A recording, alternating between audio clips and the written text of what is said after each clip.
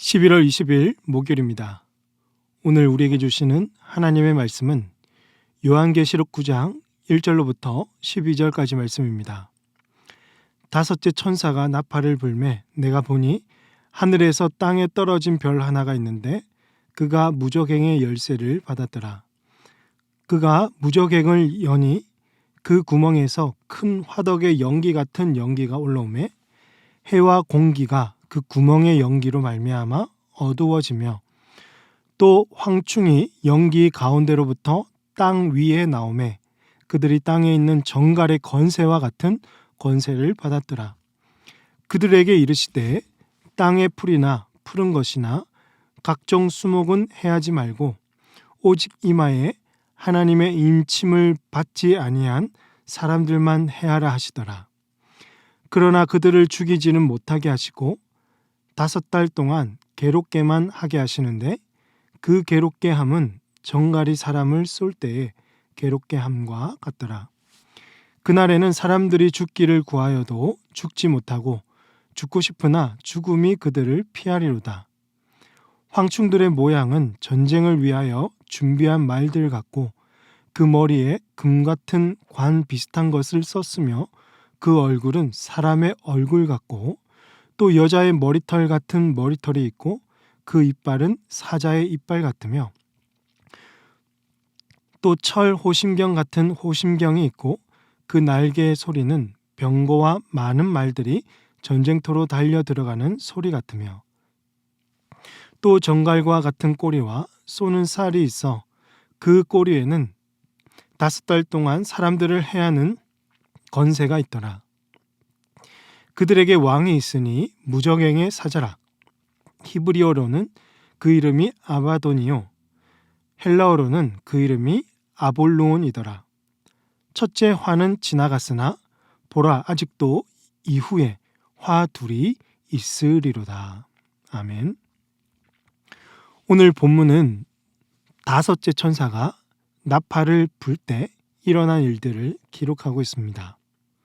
이 말씀은 단순히 이 종말의 무서운 장면을 우리에게 보여주는 것이 아니라 악의 실체가 무엇인지를 오늘 우리에게 보여주시고 우리의 믿음이 어디에 서 있어야 하는지를 가르쳐주고 있습니다. 먼저 9장 1절을 보시면 5번째 천사가 나팔을 불 때 하늘에서 별 하나가 땅에 떨어졌고 그는 무저갱의 열쇠를 받는 것이죠. 이 별은 사탄을 가리키고요. 하나님께서 잠시 이 무저갱의 열쇠를 그에게 맡기심으로써 그의 활동이 본격적으로 시작되었음을 의미합니다. 무저갱이 열리자 어떤 일이 벌어집니까? 2절 말씀입니다. 그가 무저갱을 여니 그 구멍에서 큰 화덕의 연기 같은 연기가 올라오매 해와 공기가 그 구멍의 연기로 말미암아 어두워지며 즉 사탄은요 어둠의 세력입니다. 연기로 이 세상을 어둡게 하고 사람들의 영적인 눈을 흐리게 하여서 하나님으로부터 멀어지게 하는 것이 그들의 전략입니다. 3절에서는 그 연기 가운데 황충이 땅 위로 올라옵니다. 그리고 그들은 땅에 있는 정갈의 권세와 같은 권세를 받습니다. 여기서 황충은 어떤 것을 가리킬까요? 보통 이 메뚜기의 일종을 말하는 것인데 여기서는 메뚜기의 일종이 아닙니다. 원래 황충은 초목을 해치고 사람을 공격하지 않지요. 그러나 오늘 본문에서 등장하는 황충은 자연이나 수목을 해하는 것이 아니라 오직 이마에 하나님의 인침을 받지 아니한 사람들만 해합니다. 이것은 이 존재들이 타락한 천사들, 사탄의 군대를 상징한다는 뜻입니다. 그들의 목적은 하나입니다. 하나님의 인침을 받지 않은 사람들을 해하는 것이었습니다. 여기서 우리가 꼭 기억해야 할 말씀이 있습니다. 아무리 무저갱의 연기가 섰고 황충이 쏟아져 나와도 하나님이 이 모든 것을 통제하고 계신다는 사실입니다. 악의 세력이 아무리 강해 보여도 하나님이 허락하지 않으시면 단 하나도 행할 수 없습니다. 또한 하나님의 인침을 받은 자들은 사탄이 함부로 건드릴 수 없습니다. 우리는 하나님의 보호 아래 있고 하나님이 악한 자들을 통제하고 있기 때문입니다. 그러므로 사랑하는 성도 여러분, 우리는 언제나 하나님의 그 손 안에 붙들린 인생이어야 합니다. 하나님 품에서 꼭 붙어 있으십시오. 떨어지는 순간 악의 세력에 무너지고 말 것입니다. 황충은 인침받지 못한 사람들을 괴롭히지만 결코 그들을 죽이지는 못합니다.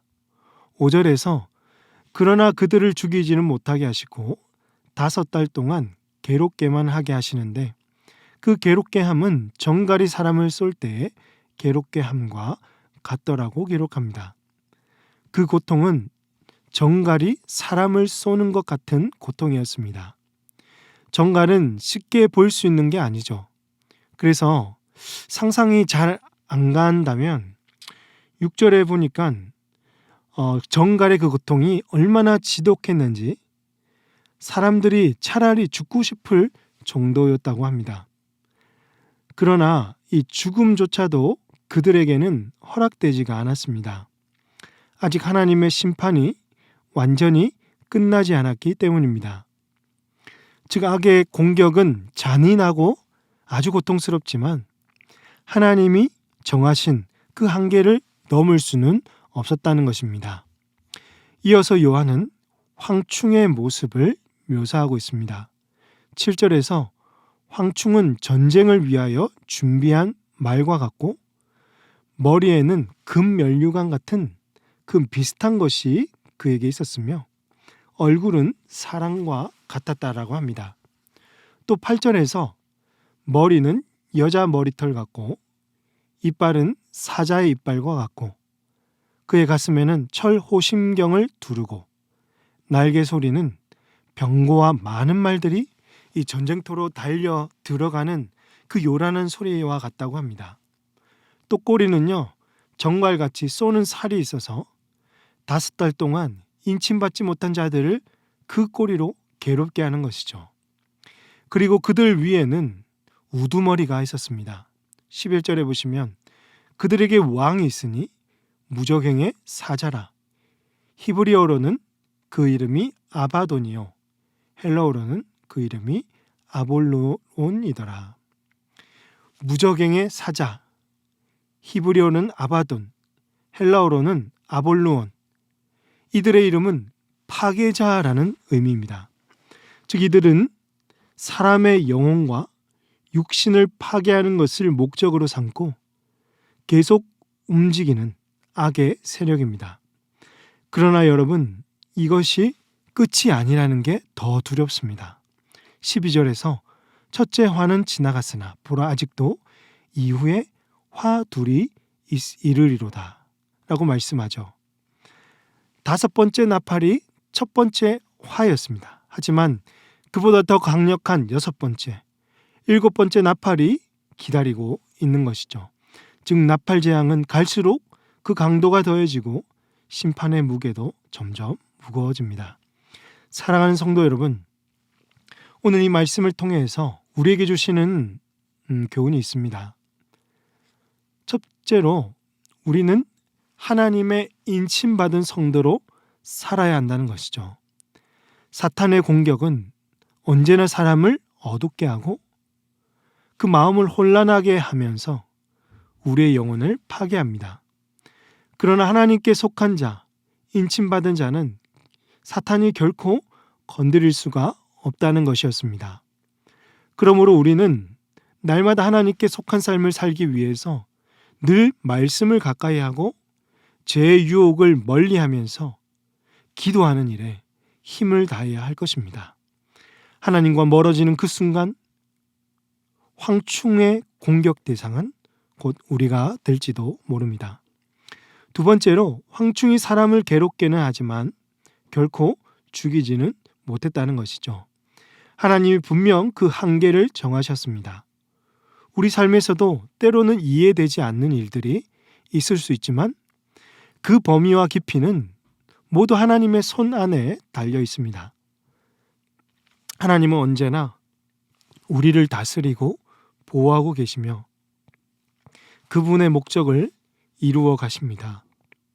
그러므로 어떤 상황 속에서도 하나님을 신뢰하고 믿음 위에 든든하게 서서 구원받은 백성다운 삶을 계속 이어져 가는 복된 우리 모든 성도님들 다 되시기를 주님의 이름으로 축복합니다. 기도하겠습니다. 하나님 아버지, 오늘 말씀을 통해서 이 악의 실체를 보게 하시니 감사합니다. 그 사탄의 속임수에 우리의 영적인 눈이 흐려지지 않게 하시고 황충의 공격이 우리를 흔들지 않도록 늘 보호하여 주시기 원합니다. 날마다 인침받은 성도로 살 수 있도록 부지런히 말씀 읽고 기도하게 하시고 세상의 유혹에도 쉽게 넘어가지 않도록 믿음 위에 서게 하여 주시옵소서. 오늘 하루도 주님의 손 안에서 살게 하시고 어둠을 물리치고 주님의 빛을 전하는 모든 성도 되게 하여 주시옵소서. 이 모든 말씀 우리 구주 예수님의 이름으로 기도합니다. 아멘. 오늘 말씀을 기억하시며 기도하시고 주간 기도 제목에 따라서 교육과 훈련을 위해서 기도하겠습니다. 모든 훈련마다 변화와 성숙이 있도록 예수님 닮은 온전한 예배자가 될 수 있도록 우리 자녀들이 가정과 교회에서 말씀으로 양육되고 건강한 자녀로 세상의 소망을 전할 수 있는 자녀로 자라갈 수 있도록 강단 위에 서는 말씀 사역자들이 온전한 말씀을 선포하게 하시고 하나님 나라를 신실하게 이루어 갈 수 있도록 시간 합심해서 기도하도록 하겠습니다. 다 함께 기도하십니다.